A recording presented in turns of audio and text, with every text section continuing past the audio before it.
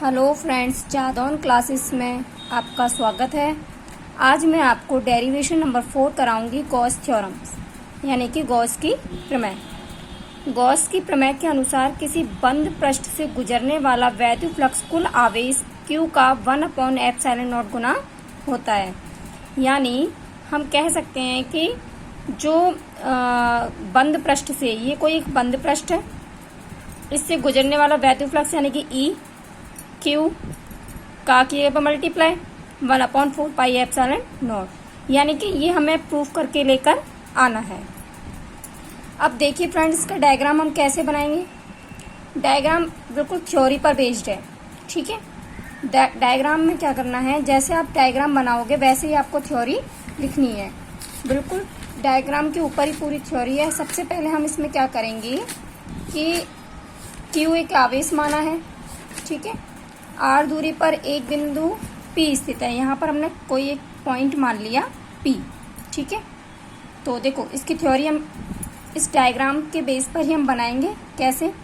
माना Q एक बिंदु का आवेश है, ये कोई एक पॉइंट है, यहाँ पर इस पर Q का क्या है, आवेश है, ठीक है।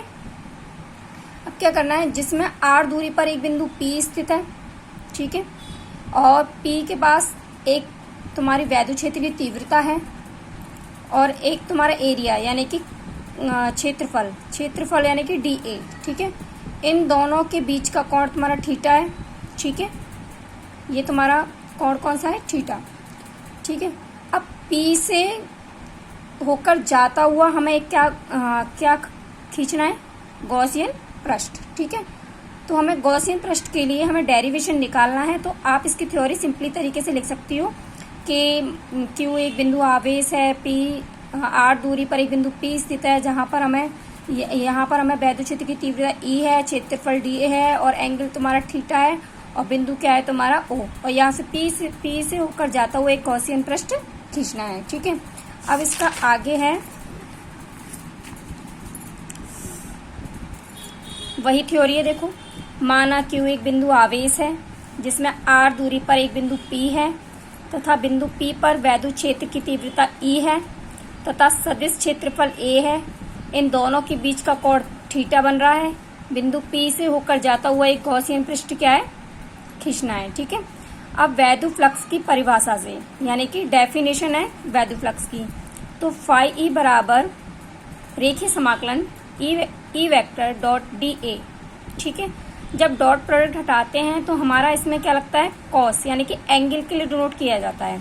तो फाई E की जगह फाई इजिकल टू की जगह इजिकल टू रेखीय समाकलन E, यानी कि आप डॉट हटेगा और वेक्टर हटेगा। जब डॉट और वेक्टर प्रोडक्ट दोनों हटते हैं तो तुम्हारा एंगल बनता है, यानी कि E dA cos theta.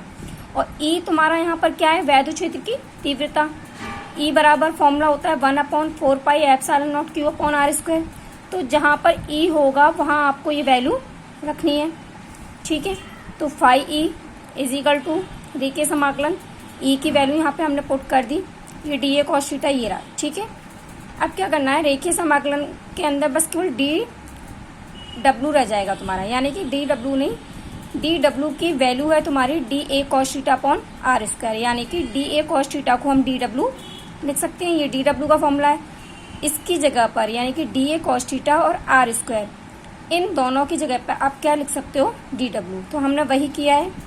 Phi E is equal to रेखीय समाकलन ये रहा, ठीक है। इसकी जगह पर आपका dW और Q/4πε0 अपने बाहर ले लिया क्योंकि ये कांस्टेंट वैल्यू को डिनोट करेगा, ओके। नेक्स्ट है आपका फाई E 1/4πε0 Q। ये जो वैल्यू होती है तुम्हारी, अभी मैंने बताई थी, ये जो वैल्यू होती है इंटीग्रेशन dW, यानी कि हम यहाँ पे लिख सकते हैं साइड में तुम्हारा ये कि इंटीग्रेशन dW, ये वैल्यू होती है 4π की। किसकी वैल्यू होती है, 4π की। तो उसकी जगह पर हमने 4π रख दिया, ठीक है। 4π रखा, 4π से 4π कैंसिल, ठीक है। Q बचा, ε0 बचा और फाई E बचा। इसके यूनिट यानी कि ये तुम्हारा यहाँ पर डेरिवेशन प्रूफ हो गया। इसकी यूनिट होती है वोल्ट प्रति मीटर। वीडियो अच्छा लगे तो फ्रेंड्स सब्सक्राइब जरूर करना। Thank you friends.